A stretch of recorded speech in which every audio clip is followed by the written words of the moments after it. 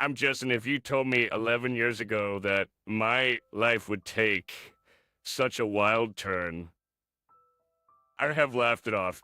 And but here I am stuck in a reality I never imagined. See, it all began innocently enough. I met Jack at a mutual friend's barbecue, and he was charming, with a smile that could light up a room, and we hit it off right away. Fast forward through a whirlwind romance, and we were married living what seemed like a dream. Year into our marriage, our son Max came into the world, making our little family feel complete. And got real tough when Max started getting sick all the time. My job was on the line, but my boss, a Mr. Harris, who is a lifesaver, yes, you're a rock star at work, and we can't lose you. How about you work from home? Keep an eye on the little guy and keep the ball rolling here. He suggested, and just like that, my stings on bat while the room turned away. New office, but juggling work calls, he's Max needs, and household chores became my new norm. But that's where the fairy tale ended and real life began. As I became this superwoman handling it all, something in Jack changed. Tion, the man who used to help around the house, who used to play with Max for hours, began to change. It was like he resented me for being at home, even though it was for our son. He'd walk in from work, not even a hello, before he'd slump on the couch, eyes glued to his phone. Jack, could you help Max with homework? Asked after a long day of balancing spreadsheets and laundry. I'm beat. Jess, suppose you handled. Guess you're home all day, aren't you, sure? He replied, not even looking up. His words stung, but I bit my tongue. We want to fight in front of Max, who's becoming more perceptive each day. But it wasn't just me. Elise's attitude towards Max shifted too. Were the days of patient father-son chats. Now, it was all short. Snappy comments. Jersey Max quit being a baby. And ups. Jack would snap when Max struggled with something. I tried to talk to Jack about it, to understand what was eating at him. But every attempt just bounced off him like he was made of stone. Jack, we need to talk. It's this. This isn't working, I said. One evening when Max was at a sleepover. Guess here we go again. Hey, nag nag. You know, maybe if you weren't so busy playing the perfect housewife, you'd see I'm dealing with real stress at work. He retorted, his words laced with a bitterness that took me aback. But we're supposed to be a team. Axum, it's us against the problem, not us against each other. I shot back my patience, wearing thin. Save it. Episodo, I've got enough on my plate without home becoming another battlefield, he said, dismissing the conversation with a wave of his hand before storming out. I stood there in the silence of our living room, feeling more alone than ever. At work, living with a stranger, a man who wore the same face as my husband but carried none of his warmth, none of his love. The shift in Jack's behavior didn't just come out of the blue. It crept in slowly like a shadow growing longer as the sun sets, until one day the room was dark. For about 3 years back, that's when the late nights started becoming more frequent. Each time Jack walked through the door past midnight, his excuses were as thin as paper. It was a Tuesday. I remember because Max had just won his soccer game and we were waiting to celebrate with Jack. But as usual, the chair at the head of the table remained empty. Max's eyes kept darting to the clock, then to the door, and finally settling on me with a mix of disappointment and confusion. I plastered a smile on my face, trying to keep the mood light.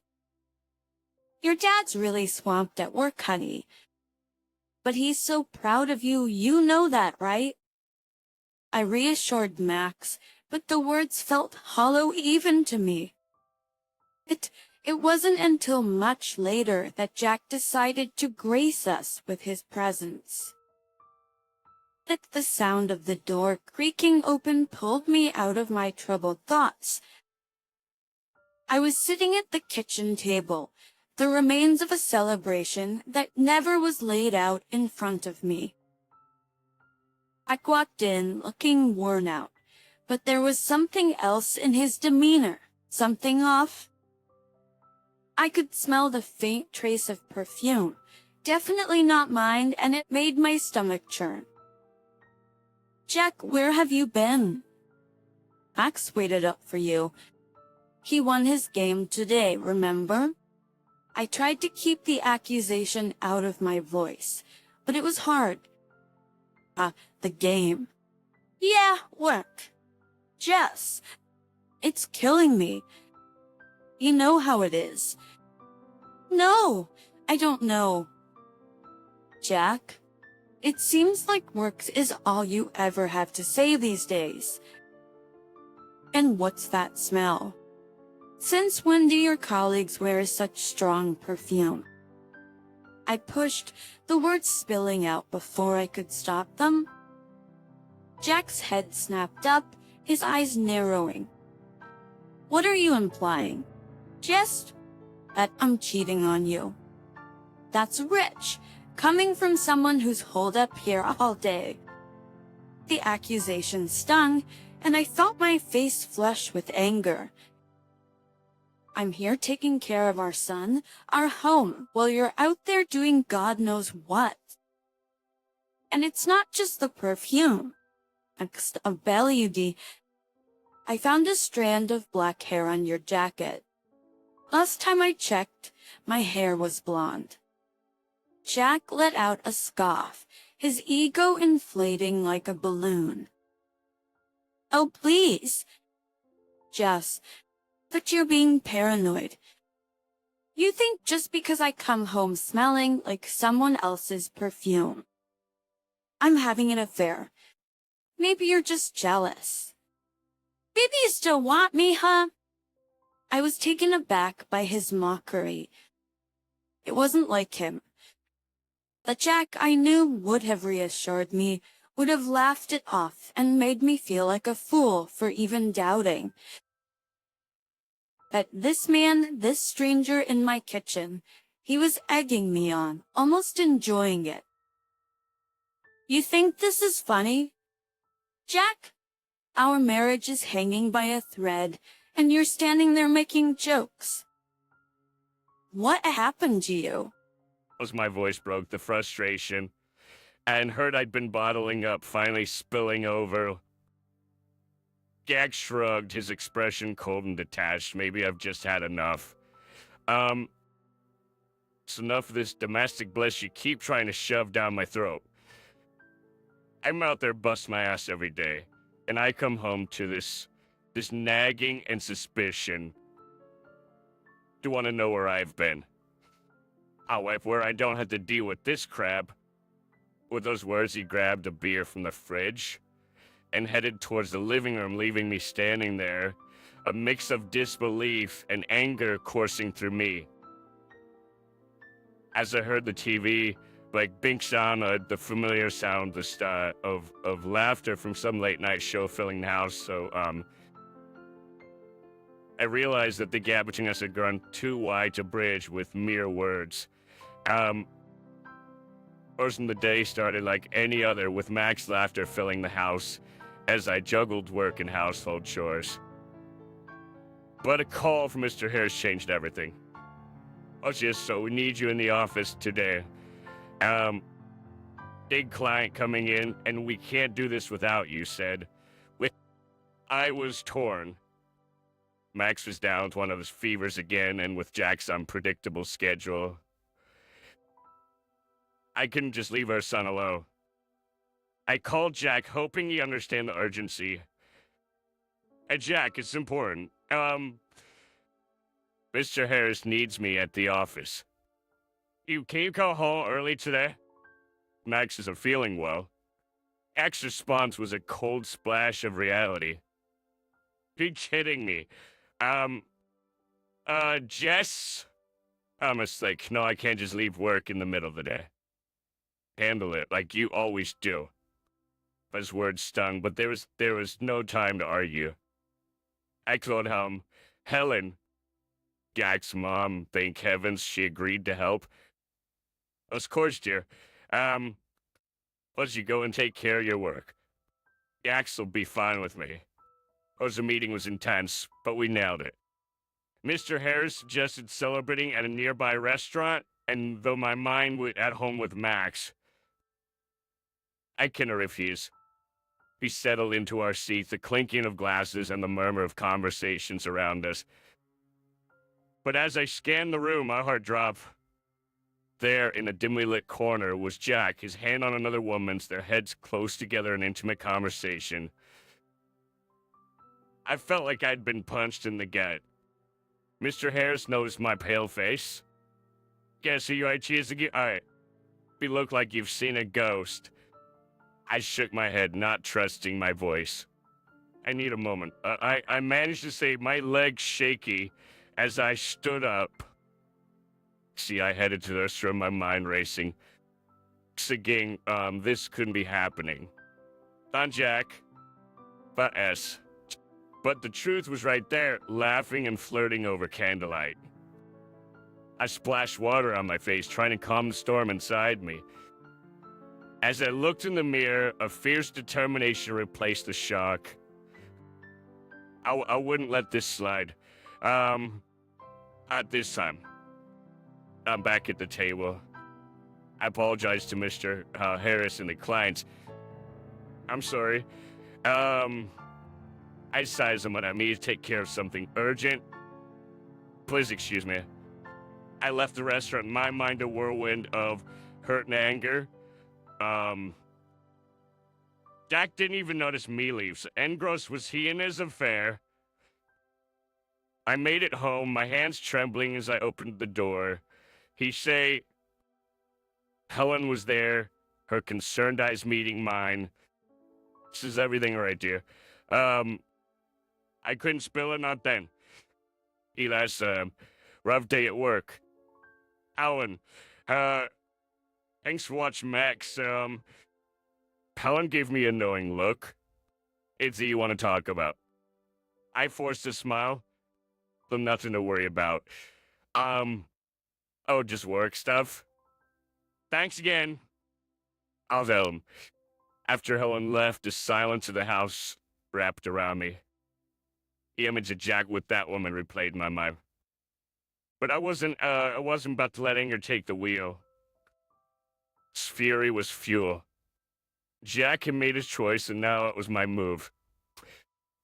The game had shifted, and as the night crept in, a plan began to form. Your plan to make sure Jack regretted betraying the family he took for granted.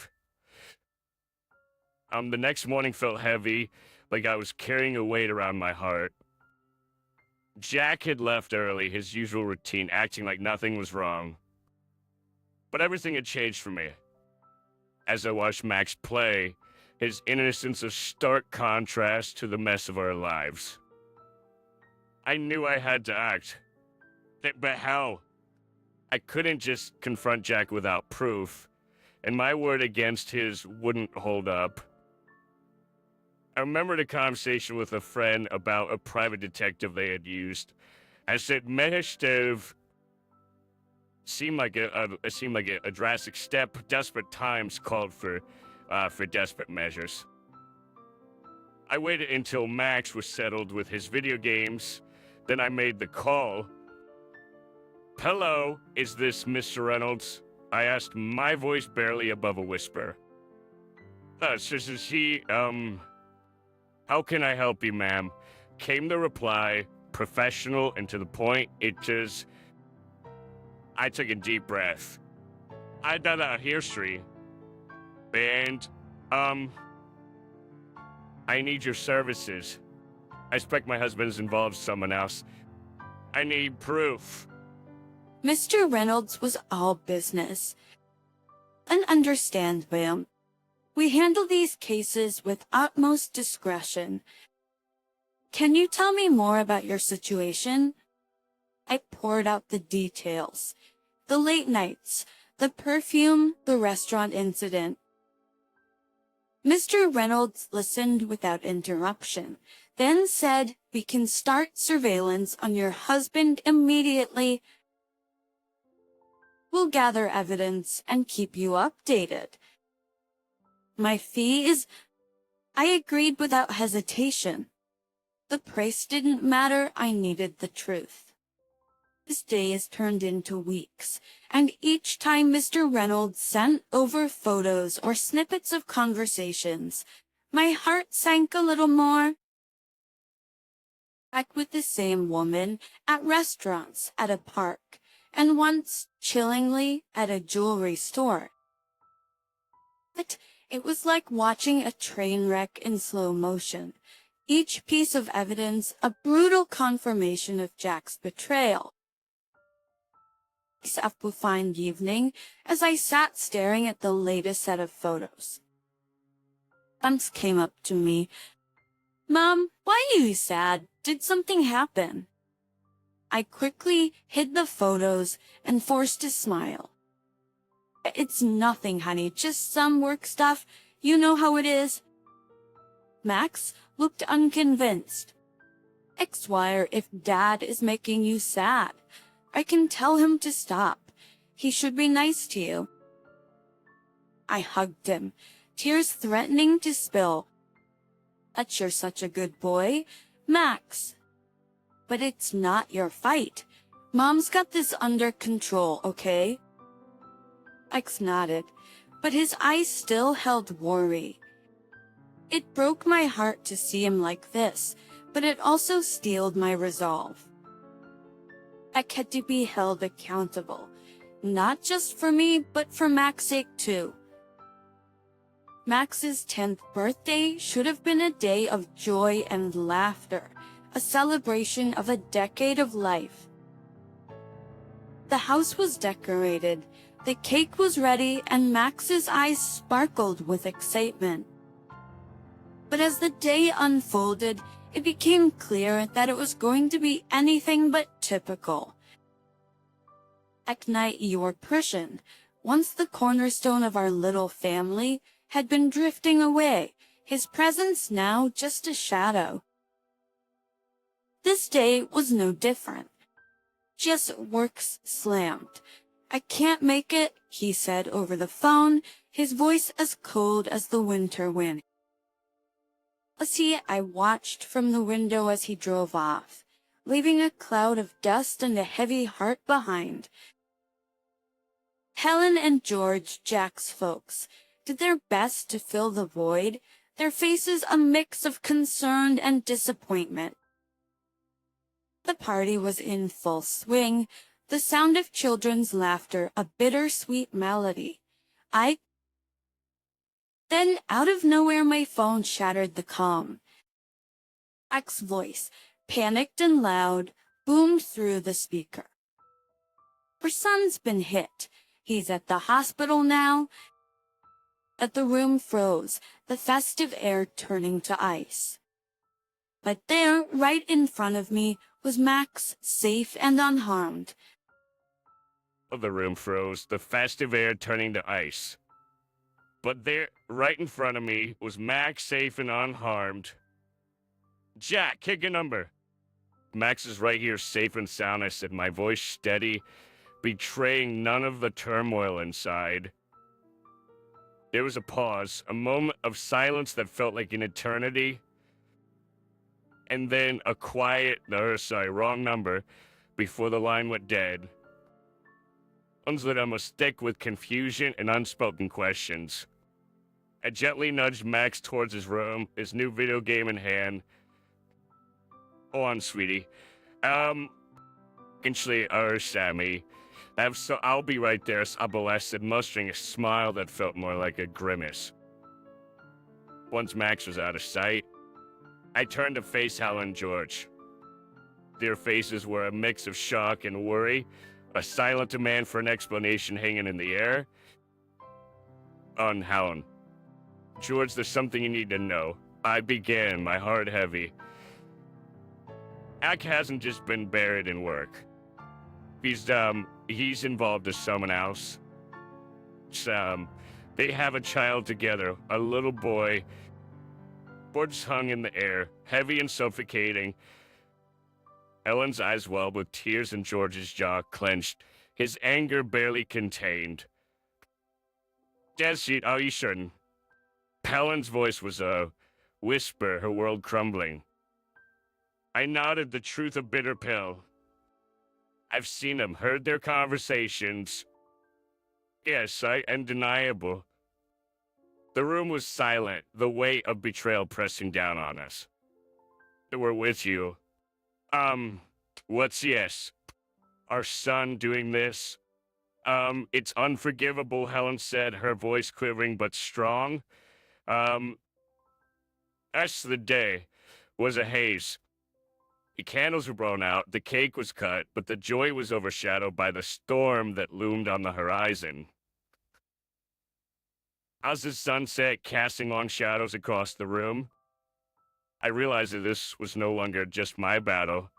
And so, at evening, the house was quiet, too quiet. Or the Samirs, the calm before the storm. I sat in the living room, and it never so. Alan and George by my side, the air heavy with anticipation. Bush who were waiting for Jack, the man who had shattered our lives with his deceit. Oh, the door creaked open, and there he was, sneaking in like a thief, unaware of the confrontation that awaited him. He tiptoed towards the stairs, but before he could take another step, I flicked on the light. Eva, how's your son? Only got hit by a car? Asked my voice calm, but laced with a venom that made him freeze in his tracks. Alan and George sat there silent sentinels, their eyes fixed on Jack, waiting for his response. Jack's face went pale, his facade crumbling. Humsum, that was a bad joke. Oh, Jess here?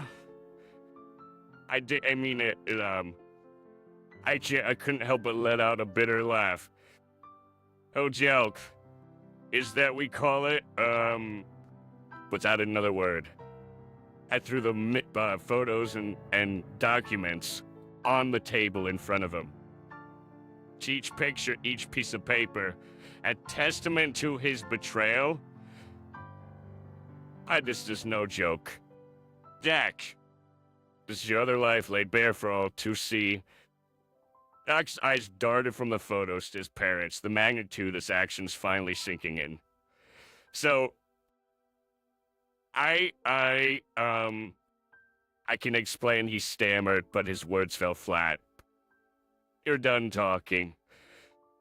Dag. These pictures, these documents, they speak louder than any lie you come up with. I said, my resolve steel. Helen let out a sob, her hands covering her face. George's expression was stone, his disappointment at a tangible force in the room. To think our son would stoop this low, he muttered. Jack turned to his parents, desperation in his eyes. Bondan de Bastions, I say in an eye. But George cut him off, his voice firm and final. You've made your bed. Back at Jet, though. Hey, now you lie in it. I'm cutting you off. Everything you would have gotten goes to Max. Jack looked at me, a last-ditch play in his eyes. Jess, please. I'll do anything. And I'm down to this. But the time for mercy had passed. You stopped knowing you had the chance. Now it's time you face the consequences. consequence that want a divorce, and I'll make sure you pay for every heartache you've caused. Entered, the room was silent, the finality of my words hanging in the air. Jack, defeated and broken, gathered his things, his departure marking the end of our life together, but the beginning of a new chapter for me, for Max, for us. Just days after Jack's departure, the echo of the door slamming still hung in the air like a bad odor. I thought I'd seen the last of the drama, but I was dead wrong. Oh, the doorbell rang, a sharp, intrusive sound that felt like an invasion. Standing there with a smirk that could sour milk was Jack's mistress, her confidence as misplaced as her morals. Well, if it isn't a jilted wife, I'm a pack up, darling. Jack's with me now, and so is everything that was yours. This pretty little house. I'm thinking curtains, maybe some new furniture. I think her words were like nails on a chalkboard. I couldn't help but laugh. The sound bitter. You're dreamy if you think you can play in my house. This place. It's real out in from my family. Jack couldn't lay a claim on if he tried. Her smug expression faltered, confusion and anger warring on her face. She whipped out her phone, her false nails tapping furiously. Jack, you better explain this right now. EWSPI. Jack, you better explain this right now. You said this house was ours. In no time. Jack was at the door, his face ashen, toasted, and our house is just he stammered, avoiding my gaze. The mistress's face turned a shade of red I didn't know existed. You pathetic liar. You promised me a fairy tale, and now you're telling me it's just a bedtime story. I watched the drama unfold, my arms crossed, a smirk playing on my lips. But I had one more card to play. Seems like we're airing dirty laundry today. Why not throw in these? I said, slapping the photos on the table. Looks like someone's been two-timing. Here you are, leaving a hotel with another man. Scared to explain, sweetheart, that the room erupted into chaos, a tornado of insults, accusations, and shattered illusions. I stood there, the eye of the storm, watching the destruction. Thinking of a paternity test. Jack, I might want to find out if you're really the daddy. The aftermath was a scene from a soap opera. The mistress, her dreams shattered, stormed out, leaving Jack standing in the ruins of his choices. Answered me. I stood tall, the victor in a battle I never wanted to fight. The final chapter of the tumultuous saga brought both closure and new beginnings. The divorce was more than a legal separation. It was the severing of ties that had bound me to a life of uncertainty and betrayal. Jack, in a desperate attempt to cling to a shred of dignity, underwent the DNA test, only to have his illusions shattered. Inside the child he thought was his bore no trace of his DNA. Helen and George, once the loving grandparents and in-laws, now stood as my steadfast allies. George's decision to create a trust fund for Max wasn't just about securing a future for his grandson. It was a statement, a clear denouncement of Jack's actions. This boy's future won't be clouded by his father's shadow, George had said, his voice heavy with a mix of anger and resolve. The house, once filled with laughter, then whispers of betrayal, was now a sanctuary of peace. It was during one of these quiet evenings that Mr. Harris, or Tom as he insisted, visited These presents had always been a source of comfort, but this time there was a different energy about him. Jess, I hope it's okay me dropping by like this, Tom began, his hands slightly fidgeting, a contrast to his usual composed demeanor. I offered him a smile, the familiarity of his presence a welcome comfort. Of course, Tom, it's always good to see you. He hesitated for a moment, then took a deep breath. Dust Ives, I've been doing a lot of thinking, especially after everything that's happened. The air felt heavy, charged with unspoken words and emotions. Fun Tom, what are you trying to say? His gaze met mine, earnest and unwavering. I love you. And not just as the brilliant colleague you are, not just as the friend who's been by my side. I love you for the incredible woman you are, for the strength you embody. I want to be there for you, for Max, if you'll let me. All the confession, honest and raw, stirred something within me. A mix of surprise, fear, and a flicker of hope. Tom, this is a lot to take in. I would do appreciate your feelings, truly. But I need time to process, to understand what this means for me, for Max, for us. Tom nodded, understanding etching his features. Take all the time you need. I'm not going anywhere. I just wanted you to know how I feel, to understand that whatever the future holds, I'm here. As he left, the silence of the house enveloped me. Words we'd exchanged echoed in my mind, a gentle yet profound reminder that life still had surprises in store, that maybe the end of one chapter was simply the beginning of another.